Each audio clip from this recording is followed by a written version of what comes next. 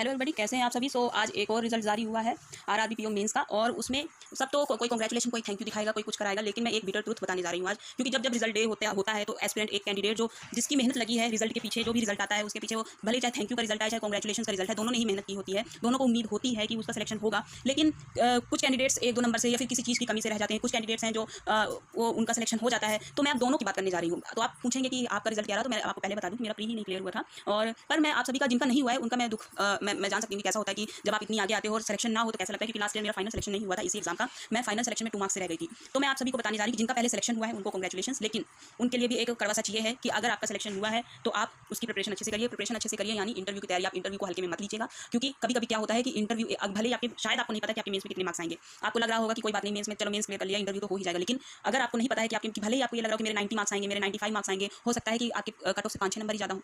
तो इसमें कुछ भी प्रेडिक्ट नहीं किया जा सकता कि किसकी कहाँ कमी निकल आए किसका। तो आपको यही सोचना है कि नहीं, इंटरव्यू ही है जो मुझे सिलेक्शन दिला सकता है, और उसी को ध्यान में रखते हुए प्रिपरेशन करनी है और इंटरव्यू की अच्छे से तैयारी करनी है। आपको कोई भी किसी भी चीज़ में कमी नहीं छोड़नी है, क्योंकि इंटरव्यू को व्यूअर का ऐसा होता है कि आपको अगर इंटरव्यू में आप अच्छा करेंगे तो आपको अच्छे मार्क्स मिलेंगे, अगर आप खराब करते हैं तो वो आपको फेल भी कर सकते हैं। ऐसा बिल्कुल भी नहीं होता है कि इंटरव्यू में फेल नहीं होता है, इंटरव्यू में भी फेल हो जाते हैं। उसमें आपको मिनिमम एक जो क्वालिफाइंग मार्क्स है वो आपको लाने ही होते हैं, और उसके लिए आपको हर एक चीज़ में, चाहे वो बैंकिंग अवेयरनेस हो, चाहे वो लास्ट 1 मंथ का जो भी ये मंथ का करंट अफेयर होगा, क्या देश दुनिया में चल रहा है उसके बारे में हो, चाहे और भी बाकी जो योजना वगैरह होती है, इन सब चीज़ों के बारे में आपको अच्छे से पढ़ना होगा। इंटरव्यू में कैसे क्वेश्चन का आंसर देते हैं वो जानना होगा, ये सब चीज़ें करनी होगी। अब बात करते हैं उनकी जिनका सिलेक्शन नहीं हुआ है।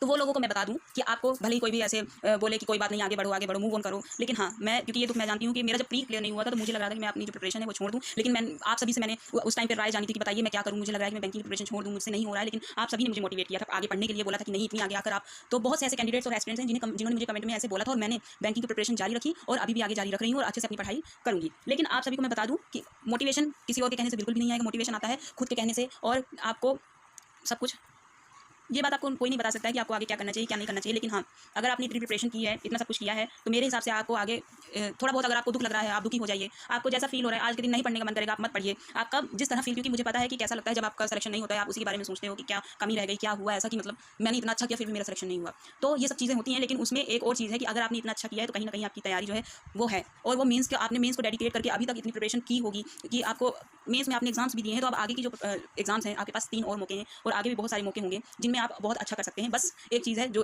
अपनी कमी ढूंढना। अगर आपने इस एग्जाम में आपका जीए में बिगड़ गया, आप जीए का सोचिए कि कैसे आगे प्रिपरेशन करनी है, कैसे उसे सुधारना है। क्वांट का बिगड़ गया, क्वांट में सोचिए कि क्या आगे कर सकते हैं। रीजनिंग का सोचिए कि क्या आगे कर सकते हैं। जिस सब्जेक्ट में, इंग्लिश का सोचिए, जिस सब्जेक्ट में आपको लगा है, अंदर से अपनी गट फीलिंग को देखिए कि आपको किस सब्जेक्ट में लगा है कि अगर मैंने इस सब्जेक्ट में अच्छा कर लिया होता तो शायद मेरा सिलेक्शन हो जाता। तो उस चीज़ को समझिए, पहले आप तुरंत पढ़ाई में स्टार्ट करिएगा। सबसे पहले उस चीज़ को समझिए कि कौन सी ऐसी चीज़ है जिसने आपका सिलेक्शन रुकवाया है, और जिस चीज़ ने आपको सिलेक्शन रुकवाया है आप उसके पीछे भागिए, उसे अच्छा करने की कोशिश करिए। और ज़्यादातर कैंडिडेट्स का यही होता है कि जीए ही होती है एक ऐसी कि जो कि बहुत सारे कैंडिडेट्स को डुबाती है, और उसी में कम नंबर आने की वजह से उनका सिलेक्शन रुक जाता है। सेक्शनल भले ही आपकी निकल गई हो, लेकिन बहुत से ऐसे कैंडिडेट्स हैं जिनका सिलेक्शन वो शायद उन्होंने 10 से 12 नंबर जीए में लेके आए हो और आप 5 से 6 नंबर लेके आए हो, इसलिए आपका सिलेक्शन ना हुआ। हो सकता है कि उन्होंने क्वांट में अच्छा कर दिया, आपका क्वांट में थोड़ी कमी रह गई जिसकी वजह से आपका सिलेक्शन नहीं हुआ है। ये सब चीज़ें हैं जो आपको ध्यान में देनी होंगी और आगे उनको बेहतर करने की कोशिश करनी होगी, तभी आपका आगे जो है। अब आप सोच रहे होंगे कि हमारा सिलेक्शन नहीं हुआ है और आप क्यों ज्ञान बांट रही हैं। तो मैं ज्ञान नहीं बांट रही हूँ, मैं एक सच्चाई बता रही हूँ कि ऐसा होता है। मैं अपने से रिलेट कर रही हूँ आप लोगों को, क्योंकि मेरा भी फाइनल सिलेक्शन नहीं हुआ था। और अगर आप एक सीढ़ी या फिर 2 सीढ़ी से चढ़कर फिर दोबारा 0 पर आ जाते हैं तो वो बहुत बड़ी बात होती है। वो एक, क्योंकि इतनी आगे आने के बाद फिर से आपको दोबारा से वहीं से फर्स्ट सीढ़ी से स्टार्ट करना होगा। तो ये सच में एक बहुत अंदर से खुद को भी फील होता है कि लोगों के, आप दूसरों को देखते हैं, लगता है कि लोगों के सिलेक्शन हो रहे हैं, सब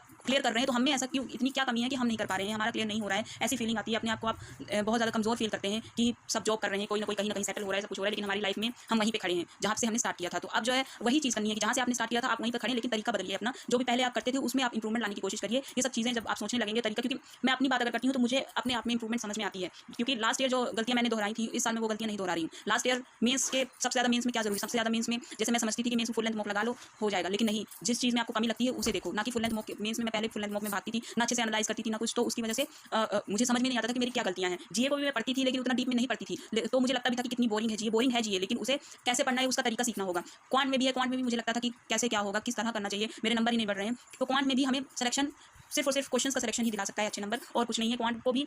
तो ये सब चीज़ें मैंने अपनी कमियां मैं आपको बता रही हूँ कि ये कमियां थी जो कि मैंने समझा उनको कि मेरी जो कमियां हैं, मेरे ये नहीं है कि मेरी प्रिपरेशन वीक है, मेरी प्रिपरेशन वीक नहीं थी। मेरी जो कमी थी वो ये थी कि किसी भी चीज़ को मुझे किस तरह मॉक टेस्ट अटेम्प्ट करना चाहिए, रियल एग्जाम में किस तरह अटेम्प्ट करना चाहिए, और क्या क्या चीज़ें हैं जो मेरा स्ट्रॉन्ग पॉइंट है वो नहीं मैं समझ पा रही थी। तो ये सब चीज़ें थी, और बाकी आप सब भी अच्छा ही करेंगे, लेकिन बस आपको इतना ध्यान में रखना है कि अभी हमें और आगे चलना है। भले ही ये रिजल्ट ने हमें फिर से वहीं 0 पे लाकर खड़ा कर दिया है, लेकिन नहीं, कोई बात नहीं है। हमने इतनी प्रिपरेशन की है, आगे हम उसको, आप इस फेलियर को अपना मोटिवेशन समझिए, क्योंकि मैंने अपने 2 प्री के फेलियर्स को ही अपना मोटिवेशन समझा है, और उन्हीं को मोटिवेशन समझकर मैंने अपने आप को समझने की 3 से 4 दिन तो मैंने अपने आप को समझने के लिए लगा दिए थे कि आखिर क्या चीज़ है जो मुझे इतना पीछे लेकर आ रही है, क्या ऐसी चीज़ है जो मतलब इतना कि मैं अपना एक एग्जाम नहीं क्लियर कर पा रही हूँ, मेरे नंबर अच्छे नहीं आ रहे हैं, ऐसा क्या है। तो उन चीज़ों को समझने की कोशिश करिए, उसमें भले ही आपके 3 से 4 दिन वेस्ट होंगे, लेकिन आगे जो आपका रिजल्ट आएगा वो अच्छा ही आएगा। तो ये सब चीज़ें और करिए, और बाकी बिल्कुल भी ऐसा मत सोचिए कि मेरा सिलेक्शन क्यों नहीं हुआ, क्या हो सकता है कि आगे जो भी चीज़ें आने वाली हैं वही आपके लिए बनी हो, तो उनको ध्यान में रखते हुए आगे तैयारी करने की कोशिश करिए। और हाँ, 1-2 दिन आपका नहीं पढ़ने का दिल कर रहा है, मत पढ़िए बस, लेकिन हाँ, उसको अपने दिमाग से मत हटाइएगा और उसके बारे में ही सोचते रहिएगा और ये सोचिए कि अब आगे कैसे करना है। तो जब आप समझ जाएंगे कि अब आगे कैसे करना है, तो आपकी प्रिपरेशन खुद ब खुद ठीक होने लगेगी और खुद ब खुद आप समझने लगेंगे कि किस तरह से किस चीज़ को करना है, कैसे पढ़ाई करनी है,